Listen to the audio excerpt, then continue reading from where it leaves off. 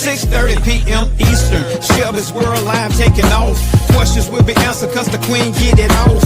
Unity is for the black and brown community. Conversation without scrutiny. Hey, we speak from a place of power, no coward. We just making sure the truth isn't overpowered. Black goddess, black queen, no in between.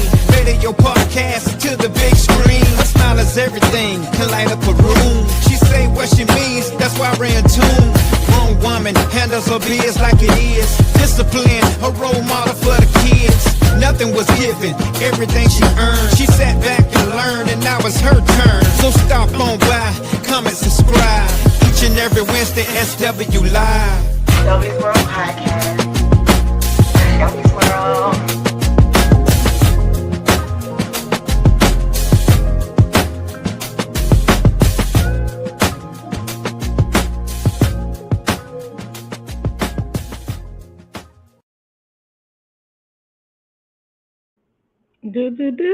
What's up? What's up? Welcome to another Wednesday, another podcast Wednesday, y'all. Of course, we are always happy to be here with you, and everybody that comes on, I'm happy to have y'all here with me. So welcome. What's the day? The 7th? We are in May. It's the 7th of the month. It's speeding by already, y'all, because Friday was like the 1st or the 2nd, and here we are in week 2.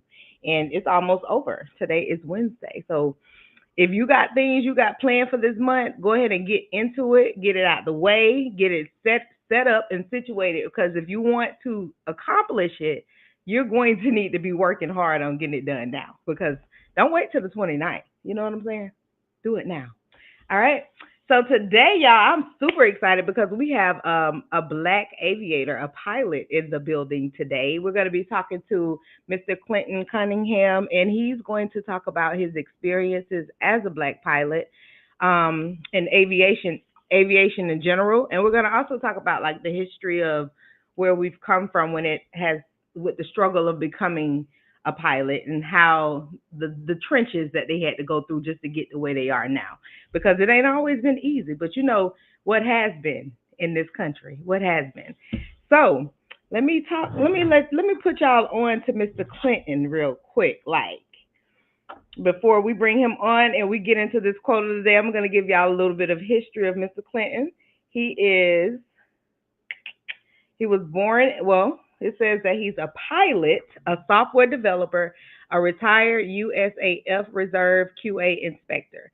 So he's still working in Army stuff, even though he's a retired person. He's doing things that are still kind of related to what he did when he was in the service. And he has a lot going on. So let's get into it. Mr. Clinton was born in Tampa but raised in Tallahassee, where he graduated from high school, and he attended college in Jacksonville. And that's where he majored in aviation management for 2 years before enlisting in the United States Air Force.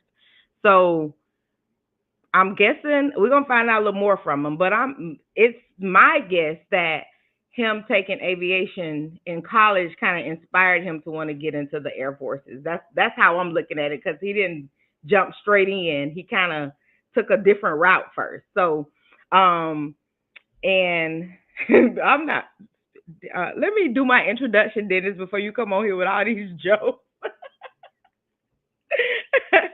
During his military career, Clint was deployed twice, first to Iraq in 2009 and then to Afghanistan in 2013 as part of Operation Enduring Freedom.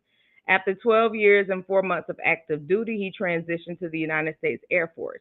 He served the remainder of his time as a quality assurance inspector for aerospace ground equipment at MacDill Air Force Base until his retirement in December 2024.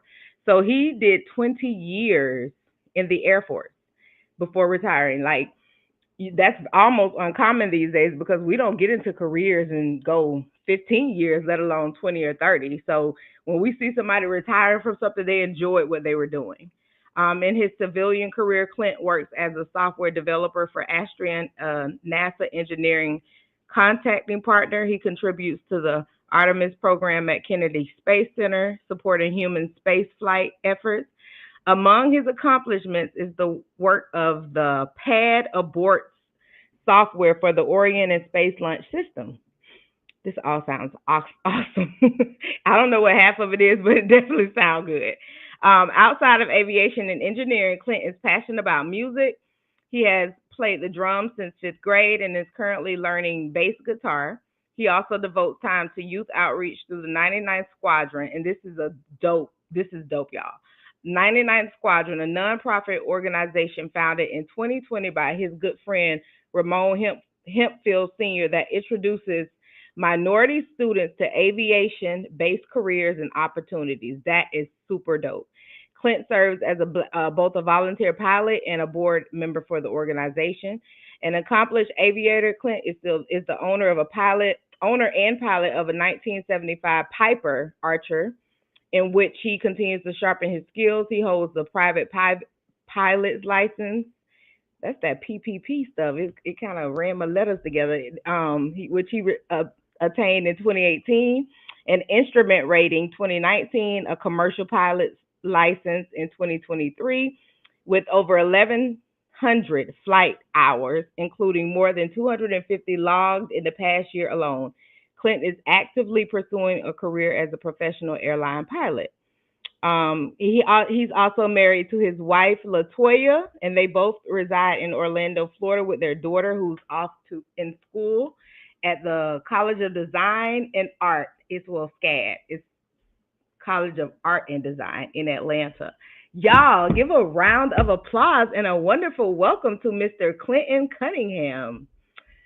What's up, Clint? Hey.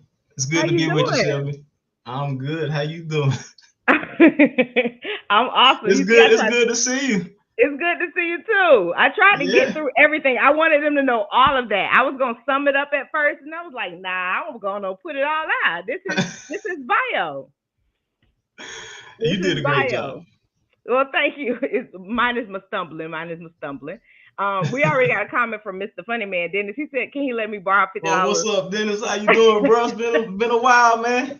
And he's a nut. He gonna be on here all day cracking, throwing out little jokes and stuff because that's how he do. Yeah. What's up, sis? Hola. And then we got another hello from another audience member, and here comes Dennis again. Okay. All right. So, Clint, tell us about how you got into aviation. Well, it started when I was probably around 4 or 5 years old, because like I said, I was born in Tampa, and I didn't move to Tallahassee until 1989. So, being that I was in Tampa, we have an Air Force base, MacDill Air Force Base in Tampa. So my dad was taking me to the air shows, and I was just blown away by these big old airplanes. And, I still have pictures of me and my little brother standing next to these big airplanes, and I was just like in heaven. So ever since then, I knew that I always wanted to be a pilot, and I never wanted to be anything else but that. So until this day, I'm still trying to make it happen. Well, it looks like you're doing a whole lot more to get there now because you're in the you have the experience. So yes. How was the walk? Very slow. I just as you read in the introduction, I did go to Jacksonville. I started off in Jacksonville University after I graduated high school. I went to Jacksonville and on an academic scholarship, and majored in aviation management. But when I got to college, I was having too much fun. So lost my academic scholarship, wasn't going to class, I got caught up in making music. And, after those 2 years in Jacksonville, I'm like, man, I got to do something. I don't want to just, because I lost my scholarship, so I can't go to school now. So What am I going to do? Am I going to stay in Jacksonville and work, or go back to Tallahassee and be, a grown man, stay with my parents? And so I didn't want that. So that's when I decided to go into the Air Force. and which was the best decision I made in my life. Air Force has been good to me. Did it But help it? Did that kick in with the discipline that you needed to go down your walk that you were trying to get to?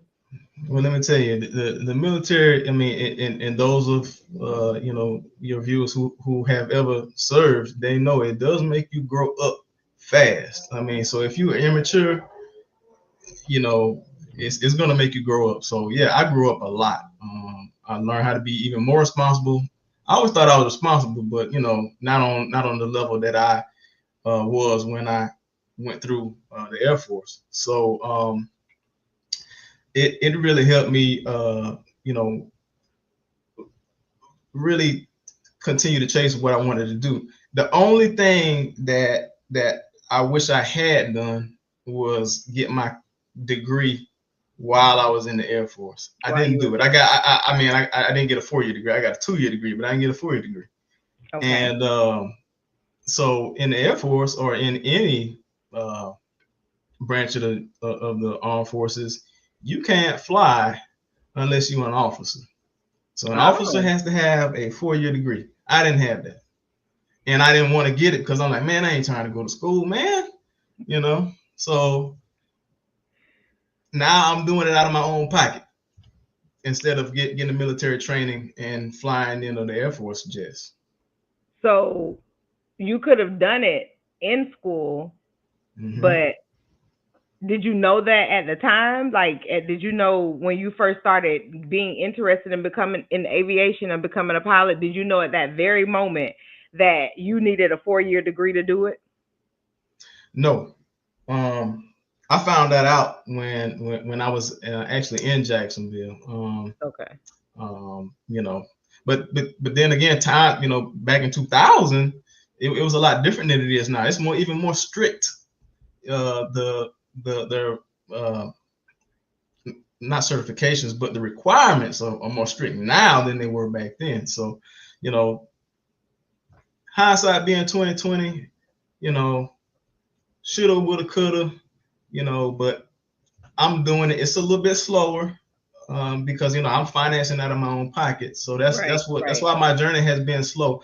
In my world, I would have been a pilot 3-4 years ago. I mean, not a pilot, but a professional pilot like 3 or 4 years ago. But it's just been slow because it's very expensive, very, very expensive. And that's what turns a lot of people that look like us away from it.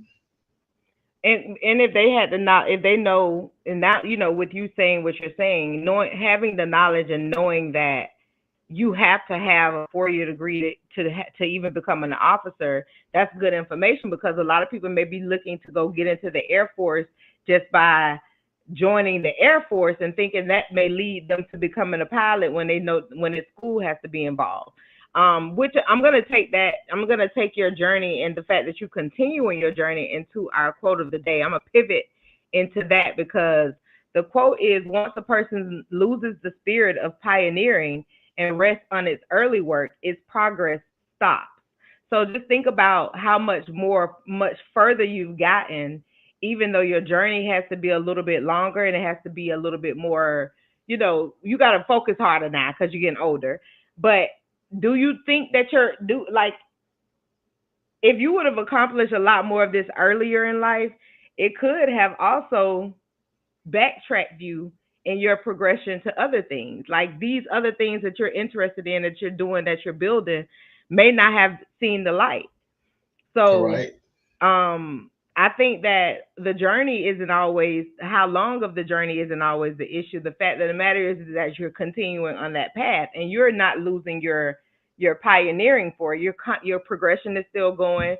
You still have able to pick up other things like what I read in your bio, how you are working with NASA, working with the Kennedy Space Center. Like, it's things that you're able to accomplish that you might have been like, well, hey, I'm an accomplished pilot now. I ain't got to do all that. Well, that was the goal. I mean, my quote is, you do what you have to do so you can do what you want to do. That's right. So I'm doing what I have to do so I can do what I want to do. And that's, really the main thing is money. Money is the determining factor here. My drive is there. My determination is there, but the money is just, it's just so much money operating the airplane. It really is. It's very expensive, and you got a kid in college, and you're trying to do other stuff. Got a family. It's hard to to dump all of your resources into just that. So and that's why it's just a steady pace, but not as fast as I would like to have done it, because once I'm there, I mean, the sky's the limit. That's a beautiful thing. And but you've done something already that a lot of people haven't done, and you don't think that you're at a level that you are. You have a plane. You already have a plane. Yeah, And playing. you fly, and you don't mind working with people to give lessons. You're doing a lot of different things to actually get those hours logged, and get to That's to right. be a better aviator. You're doing getting all those other credentials as well. So it's people that are full-fledged pilots, Clint, that ain't got no plane. That's true.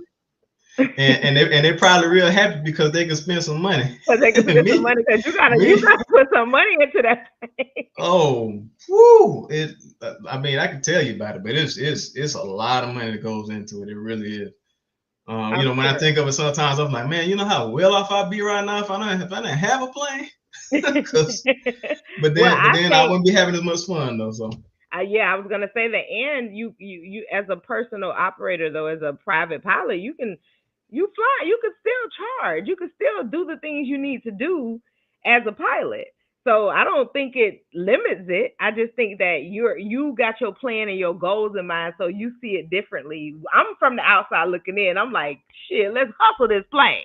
You know what I'm saying? That's well, what my well, see, legally, it's guidelines I have to follow. I I mean, I figured that. yeah, because I can't just say, hey, you trying to go here? I'll charge you $800 to take you to San Francisco and wherever else you want to go, and. So I can't do that. Even as a No, commercial pilot, right, I'm a commercial pilot right now. right. I can't just do that with my plane. Now, if you had a plane and you wanted You to can do hire it. me You as can do it. your pilot, then I can do that. It's But now I preliminary can't do things it you with my gotta go plane. through. Yeah. Exactly, I can't do it with my plane because FAA wants you to be to have an air carrier certificate. So that means I can schedule flights. I have scheduled flights or on demand flights for the Hmm. public to enjoy. That's And true. and That's to do true. that, you need an air carrier certificate from Yeah, the because you FAA, be which up is there. jumping through a lot of hoops to get that. Because if you ever up there in that air and they flag you down, it's a problem. We don't need no Oh problem. yeah, So we yeah. definitely want to We ain't trying to lose our license now. we definitely want to do it all legally. I'm just, Exactly. but that's just how we would be thinking. Like, man, let's find out ways to get this money. But I like the whole intent. Tell us a little bit about the nonprofit. Tell us a little bit about that. Well, the nonprofit is fairly new. It was founded in 2020 by Ramon Hemphill. It was a good friend of mine, and I met him on Facebook. It's crazy because people that look like us, the aviation community is very small. It's Hmm. like only 4% of pilots, professional pilots, are black. Men and women. So met him on Facebook, and he had a vision, and he just reached out to me. He said, hey man, I see you're a black pilot. Let's link. I'm like, cool. You know what I'm saying? So I met him, and he had a nonprofit, and he was telling me about it. And so basically, uh, it's a youth outreach because when it comes to flying and aviation, it's not too many kids in general that go into it that look like us. Sure. It's just I don't know if it's exposure or just not wanting to or being afraid to fly, but for those of us that do like to fly, us having this organization, and there's many other organizations just like ours, and doing many things in the community for the kids, but I'm happy to be a part of something like this because I can share my love of flying with the younger generation. I wish I would have had that when I was coming up, when I was in high school, when I was in middle school, and to be able to fly. I didn't take my first flight until 2000 and it had to be 2015, maybe 2016, and I just took a discovery flight. And so we offer that to them too. We take the kids up. We offer a 5-week curriculum to them, and we teach them the basics of aviation. Flight planning, fuel burn. How long it's going to take to get from here to here, weather, different runway conditions, which runway am I going to land on if the wind is blowing, from here. It's just, we just give them a basic understanding of, how to be a pilot, so we take them up, we let them fly, and enjoy themselves, and just the look on in their eyes when they take the controls, that's what makes it worth it for me. Yes. And we do stuff all over Florida.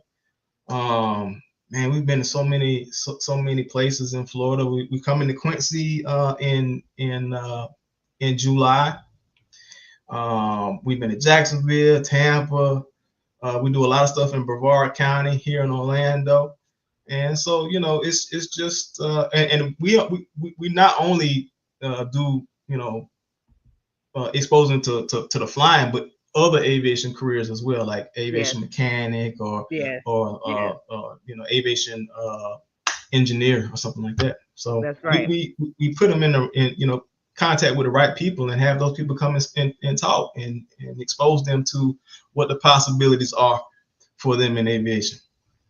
It's awesome actually to hear young Black kids talk about flying and wanting to be a pilot. And you are right. We don't hear it as much, but he definitely said it too. What it is, the lack of exposure, the fear is a big factor. People are definitely afraid to fly, to get in a plane, let alone being in control of the plane. Yeah. So it's a lot to it. But I think that the more exposure they get, I think definitely that your nonprofit is beneficial, because those children that actually get to come and have their hands on deck with it, that's beautiful. I would, when the opportunity presents itself where you guys can go into these Black and brown schools to talk to kids directly who have no idea about the nonprofit, that can touch bases on, let them know, expose them to a little bit more of it too, because those are some of the places where they be, and you'll see it in the schools. You'll see, oh my God, what this do, what that do, what this do, how this work. You're gonna see we've done that. We've been into a lot of schools talking to the kids. See what I'm saying? Mm-hmm. And the interest is huge, I'm sure. Like when you showing them a plane and showing them knobs and things that they can touch on, baby, they are into it. So I think it is the lack of exposure, but the more you can expose them to it, it pulls the fear out of them. Exactly. You know what I'm saying? And it lets them know that they can do this too. I mean, this is not just for white people. Exactly. We can do it too. Exactly. Even though the majority of pilots are white, but I think that's because of maybe a little bit of fear and exposure. That's it. Yep. How can the community help? I'm sorry? How can the community help? We got a question asking how can the community help when it comes to the nonprofit? The community can, I mean, we love the donations. Nonprofit, we operate off of donations. So just having the community support us as we expose the youth is always a good thing. I like interacting with parents of kids that are interested in learning, how to fly, or maybe want to be like an aviation engineer or something like that, or aviation mechanic. I like putting them in contact with the right people that can nurture and support that dream that they have. they're Clint, go ahead and give them the date because this is another way that you can help too, Diallo. He's teamed up with Carter's Corner for the July event that they'll be doing in Quincy. It'll be Carter's Corner, his nonprofit, and did you say was someone else going to be a part of it too? Wallace Ward has a Wallace. Yeah. Yes. So it's a black day. It's black men supporting black children. Bring those children out. Let them know what that date is, and because I want you to respond to this question that we got on the screen too. Have I faced any racial barriers or bias? No, no, I haven't. It's really been really good because and the reason why I'm saying no, I haven't is because I'm still in the learning phase. I don't work as a pilot.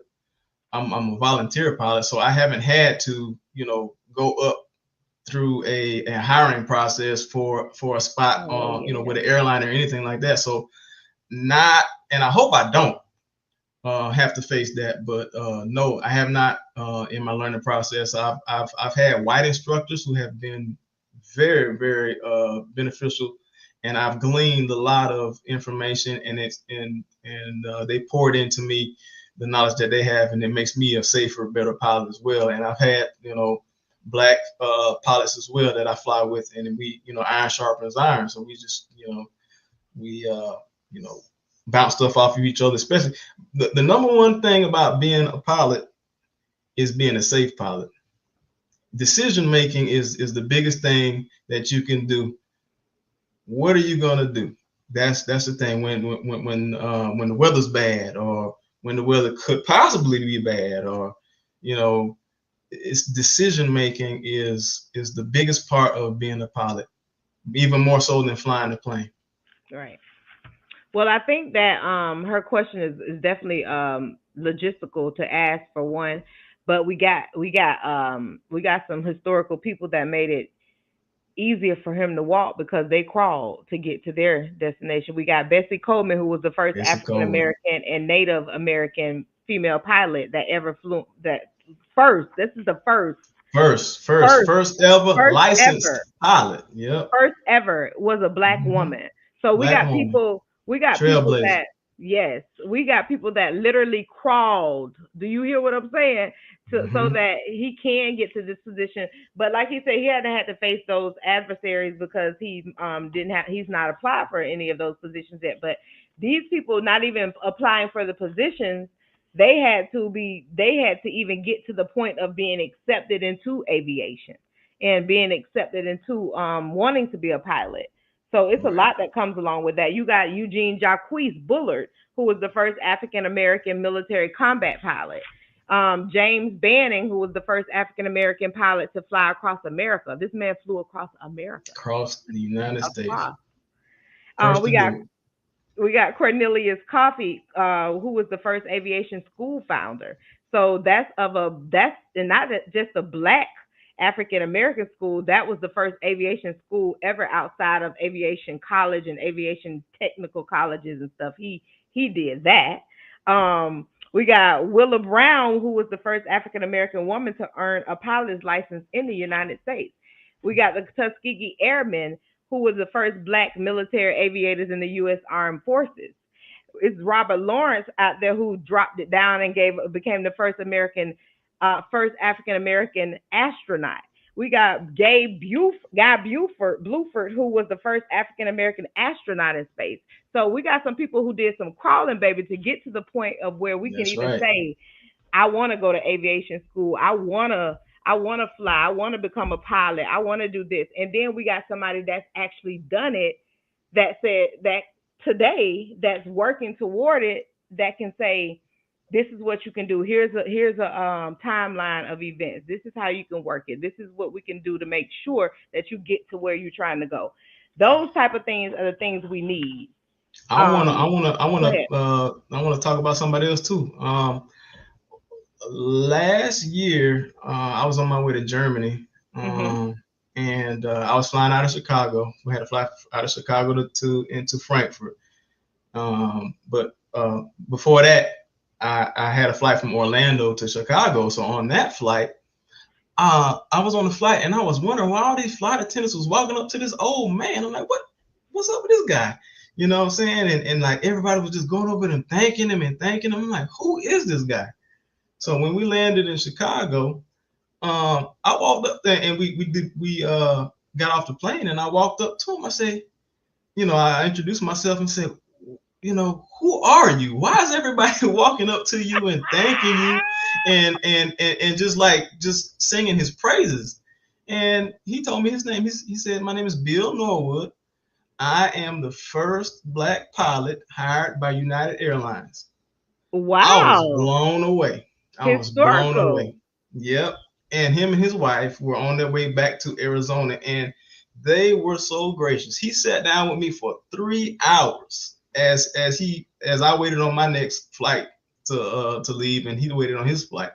He took me into the United Premier Club or whatever that is. It's beautiful in there, and we sat and talked, and he just had me just floored. I mean, all the adversity he had to go through. Yes. And he's like 80. He's in his 80s. I can't tell you how old he is, but he was telling me about a book that he wrote, and I was like, I'm buying the book. And I bought the book. I read it, and it tells a wonderful story of triumph through adversity. And for him to retire as a decorated captain for United Airlines years ago, and now he can walk through Chicago, which is United's hub, and everybody knows this man. And I thought that was just awesome. That's fantastic. And I do remember you posting about that and letting us know, and that's what Tia just gave me a reminder. She said, I remember that your post about it, because that like to me, and then you got to get like schooled by a legend. You know what I'm saying? He walked you through all this wonderful stuff, all these different journeys, these different roads, these maps he had to take. Like, it's a difference in then to now. And before I even forget, because I know y'all know I like to drop my facts. There was 2 more people I was supposed to name in that list. Mae Jemison was the first African American woman in space, and Emery Malik was the first Black pilot. He was the first Black pilot, but they say some historians disagree with that, because we all know that they said Bessie Coleman was the first Black pilot. But being that all historical documentation for Black people did not always get recorded, or it wasn't always shared throughout the nations across the world, he could have been. We don't know. The name. Dennis wants to know the name of the book. The name of the book is Clear for Takeoff. A pilot story of triumphs, of challenges and triumphs. Clear for Takeoff. You can find it on Amazon. I think it's on Amazon. What was the name again? Cleared for Takeoff. No, the guy. Pilot story. Oh, Bill Norwood or William Norwood. Mm-hmm. There you go, Dennis. All right, so let me go through the rest, because we're gonna move on to the next topic at hand. He said he gave you those priceless jewels. Do you know? He sure did. Again, the name of the book. I need to type it in. Hold on one second. Let me type it in on here so I can make sure everybody knows this. Triumphs and what, Clint? It's clear. I can Clear for Takeoff. Clear for Takeoff: A Pilot's Story of Challenges and Triumphs. It's really a good book. I'm not the kind of guy to sit down and read a book, but after he talked to me, I went and grabbed that book so fast and read it, and I enjoyed every bit of it. And oh wait, triumphs and challenges. Hold on, I'm almost done. I want to make sure I share this. Bill Norwood or William Norwood. Mm-hmm.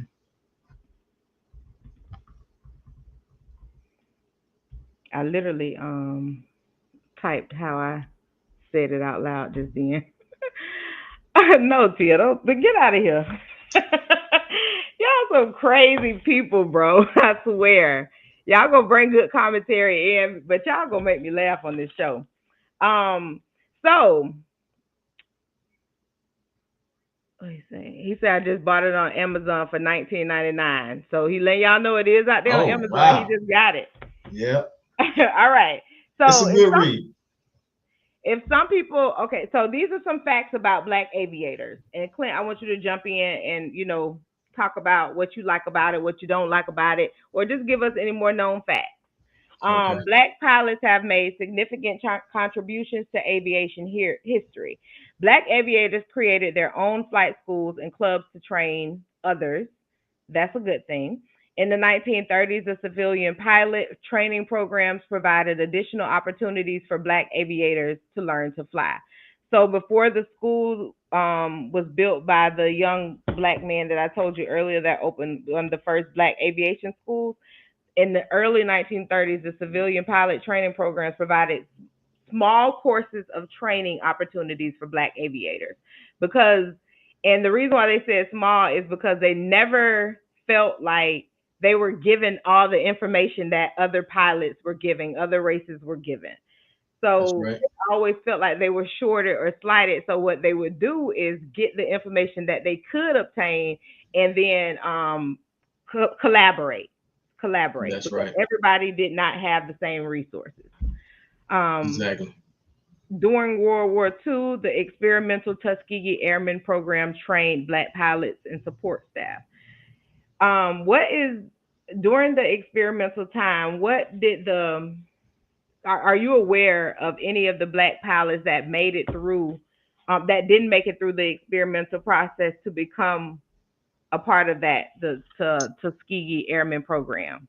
That didn't make it through. I don't recall who didn't make it through, but um, it was that during that time it was definitely a challenge because they were held to a higher standard than their Mm-hmm. white counterparts. And it is true that when if you ever looked at the movie, the original movie, the Tuskegee Airmen, and they made them retake the written test Yes. because they said Yes. there's no way in the world that black pilots can score hundreds on this test. There's no way. So guess what? We're gonna make you retake it because we don't believe you. And unfortunately, some people didn't make it, but it was a big group that did. And those guys, and even the ones that didn't make it, were the trailblazers. They were the ones that broke that yoke around our necks when it came to you know letting us fly. And when they found out, the Tuskegee Airmen, is because military, so they were Right. broken down from the 332nd Fighter Group, and underneath the 332nd Fighter Group, you had the 99th Squadron, the 100th Squadron, the 301st, the 332nd Fighter Squadron, and then you had the 477th Bombardment Group. And so basically, these guys were bomber escort, you know, and so their job was to escort the bombers, and because the bombers were getting shot down, and so we need some people to protect us, what I'm saying? So when they gave the Tuskegee Airmen, the experimental Tuskegee Airmen, a chance to go and improve themselves, they showed out. And then it's true that they were requested from then on. They were requested. We want the 332nd Fighter Group, Mm-hmm. Tuskegee Airmen. We want them to escort us. And And and and, and these were bomber groups that they wanted these airmen to escort them. yes, bomber escort. Wow. That's a actually we do some amazing things, and I would say that was probably more of the army's way to be able to we could sacrifice them for that. But it that was historical for us. They may have been looking at it one way, but on the flip side, that was historical for the black aviators and the black pilots and Yes, anybody who was in that program, the airmen. That was historic. right. It, So it was. I think a lot of times we get so caught up in how things make us feel that we forget that there's a moment that we're trying to get to. There's a outcome, there's a progression, there's a spot in history that we're going to be remembered regardless of what people say. we have set so many standards in history. That's why they made them take that test a million times because they couldn't believe it. They like, Exactly. And they couldn't believe it. these people don't even read and they in here. It was always something. It was Exactly. always something. Exactly. And another fact, black pilots they're currently only about 2% of active duty U.S. Air Force pilots are black. Mm-hmm. Active duty. That doesn't count the ones that are retired like you, but active duty, yep. 2%, Clint. And you know how many of us in the Army, in the Air Force, in the Marines, in the Navy? It's a lot of us. It's a lot of us. Yep. And 2% of armed forces are only black people. That's exactly that's a crying shame. But I don't know what that is, because the opportunity is definitely there, because I know black pilots that's in the military and they do well in the military. And the opportunity is there, but I don't. One thing about us is a lot of us are just scared to fly. We scared. The fear is a lot of us are scared. But my question is why? That's the thing. Why? Well, you said it so earlier. scared? Lack of exposure. Mm-hmm. The fear will overpower you if you don't know what's going to happen when you do something. So that's why I'm happy that y'all are getting to the youth now, because we don't want them to grow up and be scared adults that are afraid to have careers and different opportunities in different backgrounds, because you can make a lot of money as a pilot. You know what I'm saying? So why would we want to shy away? Exactly. So why would we want to shy away? I'm gonna tell you, you got some really seasoned captains out there for major airlines pulling in about 500 a year as a captain. The money is that. Even as a first officer, if you say you're a first officer at a major airline, you're pulling in 200, 300,000 easily. And you don't even have to fly all the time. Because doing my research, I seen that you can work 6 months out the year and make 250,000. Not even that. You ain't even got to work that. I mean, a pilot schedule is demanding. I mean, at first, but the more seasoned, the more what you call it? What's the word I'm looking for? The more seniority that you have, the less you fly, but you're still making the money. You're still making the money. So you got a lot of family time. One of my coworkers' son-in-law, ain't nobody asked nobody about swimming. Y'all ain't. We talk about flying right now. Y'all bringing up swimming. Yeah. Get off the non-swimmers now. One of my coworkers' son-in-law is a pilot, and he's like maybe 4 years in, so his money isn't as good as he wants it yet, and because he's not getting pulled into all the flights. He's not getting called first. He's not getting this. And so being a pilot, race, I don't know how much race may have to do with it, but lack of experience in the air can slow down your progression too. So if you work for an airline that isn't as popular, like you might work for Spirit versus United Airlines, and it's a big difference there. So is that something that you have knowledge of, Clint? The different airline stipulations or the different airline progressions? So you got two different operations. You got scheduled airlines, which is part 121. Part 121 is scheduled airlines. That's your major airlines. That's, I go online and book a ticket, boom. And then you got part 135, which is, corporate or private travel, or for those that can do that. So you have airlines out there that's not a major airline that may not fly as much. But I say, and for me, I would be happy to just have an opportunity anywhere. I don't have to start out at a major airline. Right. I would be happy, getting my feet in anywhere. And will I make as much money? No, but I'm looking for the experience. The experience is what's going to get you the money. Right. You know, so you know, you have to get it. You have to get your foot in the door somewhere, because you can't just, you know, I can't. And this is going to segue into something else, but I just can't say, okay, I met the requirements, I'm ready to go to airlines. Right. Well, the airlines, yeah, the airlines, well, they're like, okay, congratulations, get in line. You know, with the rest of these guys that have the same amount of experience as you do, which is the minimum. So, you know, you need to build your time up somewhere, and whether that be quick or slow, you're still going to have to get it, because I mean, you hear everybody talking about this DEI stuff, right? Mm-hmm. DEI pilots, and you know, she's a female, and she must be a DEI hire, or it's a black guy, he must be a DEI pilot. Well, there's no such thing as a DEI pilot.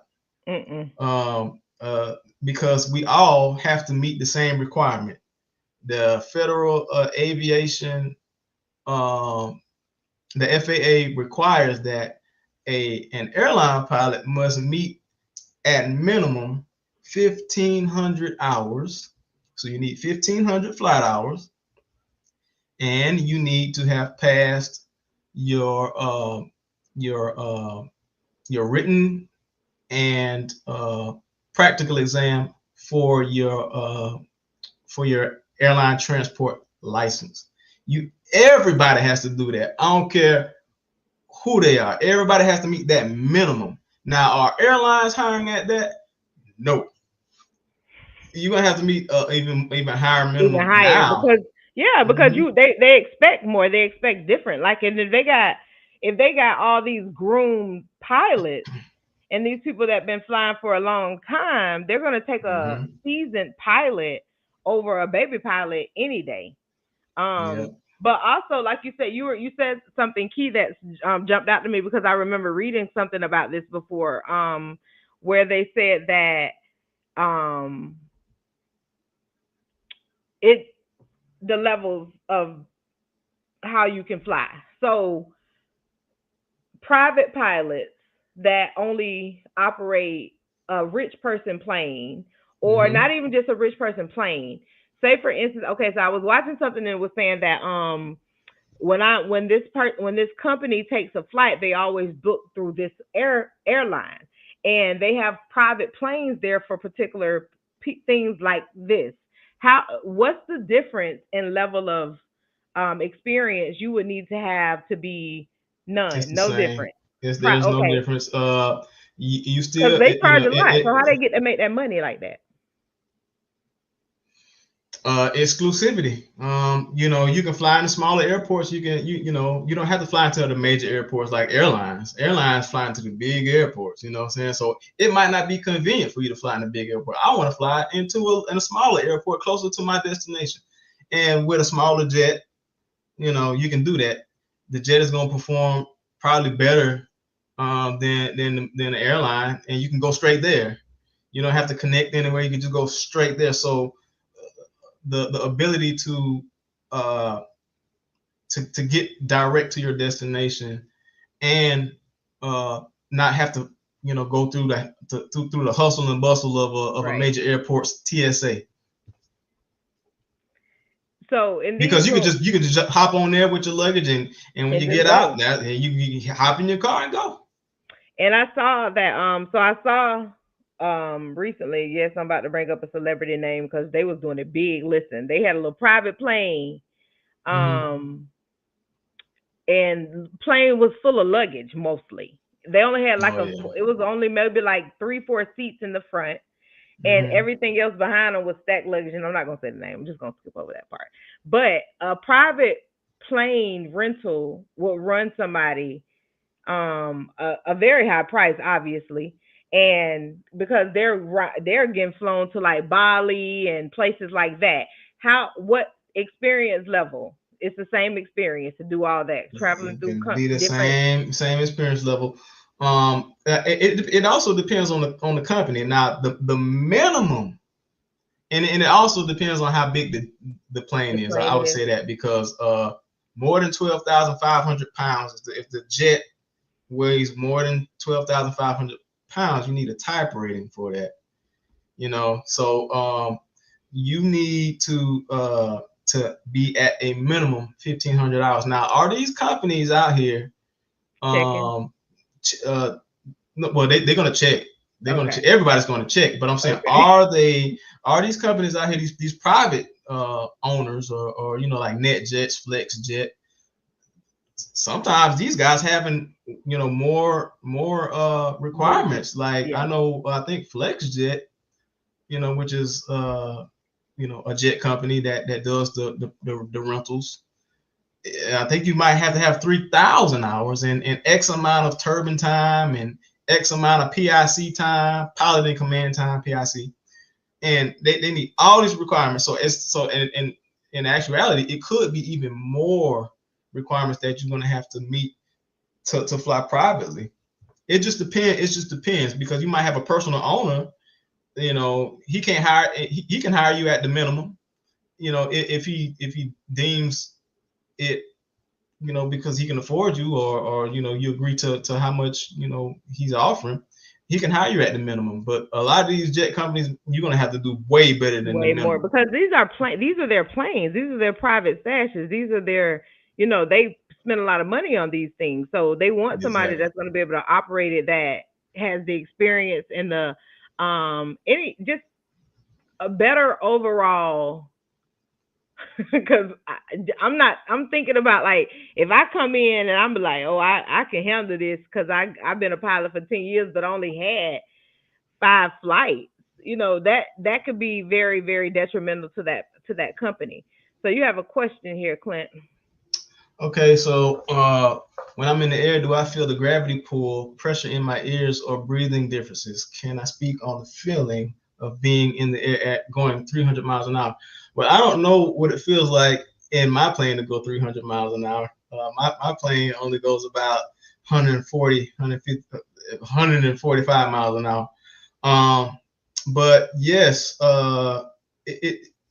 you can feel it. Straight and level flight, you're not gonna feel nothing. Ascending and descending, yes, you're gonna feel pressure differences, because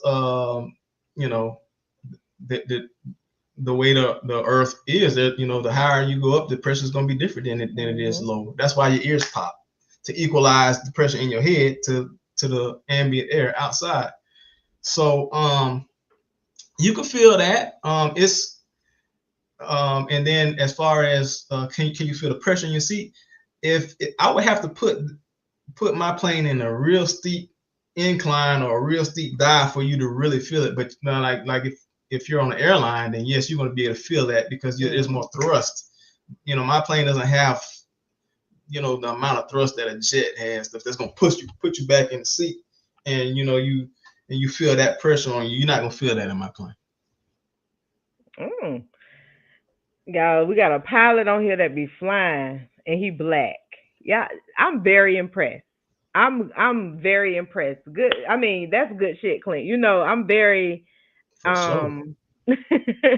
when I told you, when we talked before we even did the show, I'm like, golly, you did that, you got this, that. It's so much. I could, it'll be an hour, more than an hour for me to continue on with all the questions and the comments and the commentary that I have to discuss. But I feel like we got to a lot of the key points of that. And I'm very grateful that you're operating a nonprofit with your partner, and you guys are giving the good juju to the people in the youth in the streets, the youth that don't know that there is another way. Like we don't, we always think about just like, oh, I want to become a doctor, or I want to become a lawyer, or I want to do this. And I'm not saying anything is wrong with any of those things. Every goal or every outcome or every level of education you want to get to is very beneficial to your growth. Your growth. That's However, right. if you're given these opportunities, you said your father took you to these places. He took you to these aviation things. He didn't know where your interest was at first, but That's gauging right. your interest is better than not giving your children the opportunity at all. So we Exactly. want to thank Mr. Cunningham for Yes, gauging I your thank him interest. too. I thank him too. To this day, I still thank him. I know He's that's still right. he's still great. Still a great support, you know. And he's flown with me. My mom has flown with me. I've taken her up, and so you know it's good to just take your parents up. You know how good that Yes. makes you feel when you And can an fly your accomplishment. parents. Yes. That Mhm. and not only that, they getting to see you being the one that's flying them. They getting to they're seeing the fruits of the fruits of Exactly. what they planted and all of that. It's just I love this. I absolutely love it, and I love the opportunities that you're going to give the young brown kids in I can't Quincy, wait for that. because oh my goodness, our populations need to see this. So again, what's the date for that event? Well, you know what? I'm gonna advertise whenever you get the flyer, because you told me y'all hadn't did it yet. But whenever you do have the flyer, I'm definitely gonna be advertising the flyer. I'm gonna do it on my show and everything. We gotta make sure that these kids know that right in Quincy, right up the road from Tallahassee, y'all can go and Mhm. have the opportunity to meet Black aviators. You can learn That's right. different things. I know that this We'll be happy particular to day, talk to him. I know you will. And I know this particular day, y'all may not be able to take them up into, because this isn't a part of the actual nonprofit, Right. but it falls under the umbrella of them hearing and seeing pictures and knowing that that scope is there. That like fills my heart. Keep doing what you're doing, Clint. Keep doing what you're doing. You got anything Definitely. you want to say to the people before we get out of here? Well, hey, it's just been a pleasure to be on your show, Shelby. I really appreciate that. I appreciate the questions that I got, the interest. It's just made my day today. Today was a rough day because it's been a super busy day, but to come home after work and to be able to talk to you and your audience has been the biggest pleasure. And I appreciate you for even reaching out to me and giving me this opportunity to tell a little bit about myself. I appreciate that. Well, you know it's a benefit, Clint. I appreciate you. Thank you, thank you, thank you. We're gonna definitely get us some more pilots out there, because Yes. yes, we definitely about to start doing that. No, he's not in. Oh, she said no. You said Tampa. Well, he's still the last of the Redskins still. That's right. He said we're going to need pilots when it's time to be self-sustaining as a nation. Definitely, and we don't have enough. We only have 2%, and that's part of the Hmm. ones that are in the armed forces still. We So we don't even got know how 4%, many. around 4%. 4%. 4%. Yep. 4%. Wow. We need some more Hmm. Black pilots. Let's get this thing going. Let's get this thing going. I'm excited. So Yes. yes, we're gonna post the flyer here. We're gonna obviously post the flyer on my page. And when I post this flyer, I want everybody who be on my show to repost that flyer. We need to have these Black That's and right. brown babies show up, because they need to see Hmm. that it's other opportunities than what they see on a regular basis. Thank you so Yeah, much, they can Clint. do it too. Yes. Thank you to our Thank you, audience. Slim. Thank y'all for tuning in. We will see y'all next Wednesday for another great show. But thank you, Clint. We appreciate you. Pleasure's mine. Thank you. All right. You take care now. All right, you as well. Thank you. Y'all have a Bye good bye. one. Peace.